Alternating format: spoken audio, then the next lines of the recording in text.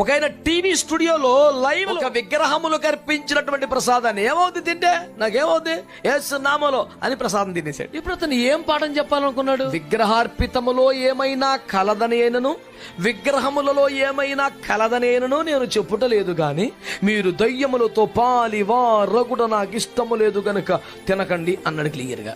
బాబు కానీ ఎక్కువ ప్రత్యక్షతలు ఎక్కువైపోయింది, అలాగే ఎడుతుంది బతుకు. కృతజ్ఞతాస్తుతులు చెల్లించే పుచ్చుకొని ఎడల ఏది నిషేధింపదగినది కాదు, ఎలాగ దేవుని వాక్యములను ప్రార్థన వలన అది పరిశుద్ధపరచబడుచున్నది అని చెప్పి తినిచేశాడు. ఈ వాక్యాన్ని అడ్డం పెట్టుకుని విగ్రహార్పితం తినేసినోడు రేపొద్దున మందు కొట్టడా? ఇక్కడికి అడ్డోదిపేముంది? ఏ పాపైనా ప్రార్థన చేసేసిన దేవుడు పేరు చెప్పుకొని బైబిల్ చేతిలో పట్టుకొని పాస్టర్లమంటూ బహిరంగ వేదికల మీద దేవుని గౌరవాన్ని తగ్గించే పిచ్చి పిచ్చి పనులు ఎవడు చేసినా వాడు శిక్షింపబడతాడు. అది మాట్లాడే నేనైనా మినహాయింపబడదు. రేవెట్టేస్తాడు యేసు ప్రభు. ఏం వెంటకారం కదా ఒక్కొక్కడికి.